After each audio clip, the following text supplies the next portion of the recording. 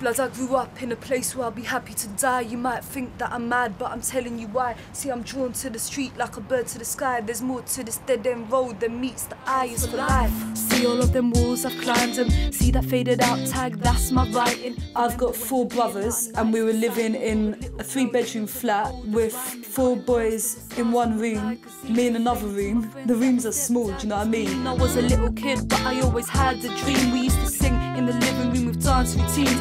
I fought with my mum and stepdad and things were really bad at that time.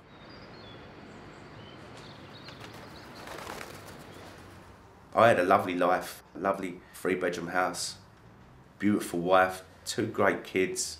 And the beginning of the end really was when someone asked to borrow my van. A few hours later, customs kicked the door in and I found out what I was about to be charged with. Conspiracy with intent to supply and conspiracy to import. £9 million worth of cocaine, I think it was.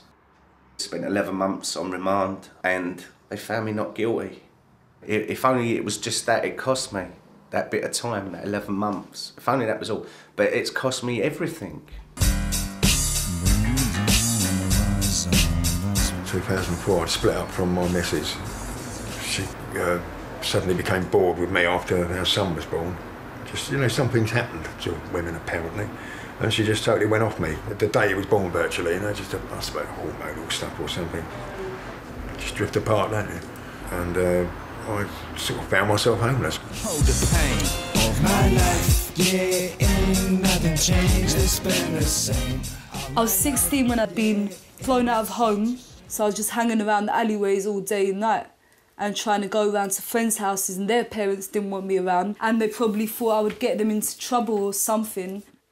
You got nothing, so it was kind of like a really angry time. Shouldn't have said what I did, shouldn't have did what I said. Could have been found somewhere dead, staying as a man you went red. But I made it back to the flat, it's my fault. I know that, like Amy said, it's back to black, cause I don't know how to act. I just changed, I just turned into someone that wasn't very nice. There was so much anger in me. You think I've got a drinking problem, you think that drinking solves it. Drinking a litre bottle of vodka a day, and my wife suffered it for a couple of years, but she couldn't take it in the end, so she left. And she left me in the house. And that was when I had my breakdown. All I do is wrong, and nothing's gonna change. I've seen the darkness visible, I know it's here to stay. I stayed in Grange Park, in the rose bushes, yeah. In the winter time, just spend most of the nights walking around.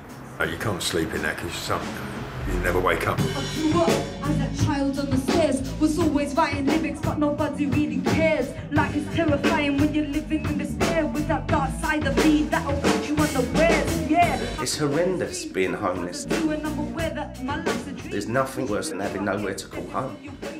And that was how I was feeling my first day in a hostel, 36 years old. As far as I was concerned, my life was over. I'm living on about £50 a week. You don't get no life of luxury, do you know what I mean? You have to find other ways. Hello, St Mungo's, Birkenhead Street, good morning. Now I work for St Mungo's and I love it. Yeah, speaking. I've just moved into my first flat and it's my home. Something else from the people that love me to be proud of, and that's what I want, you know? I want people to look at me with pride.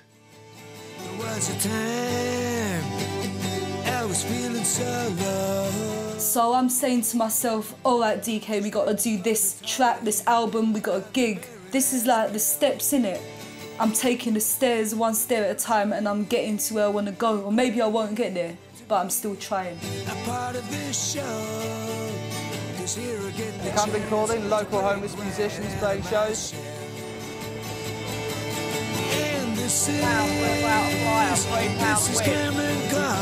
I don't feel like I'm fighting the world anymore, you know. I'm going with it. I'm trying to be a part of it and trying to improve other people's lives as well as my own.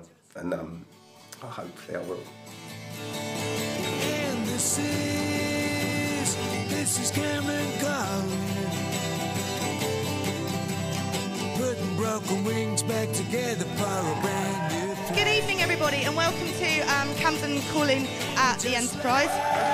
If you're sitting at home in your flat, you know you're one person, you feel isolated, but if you're at a gig with a lot of people, you're part of something.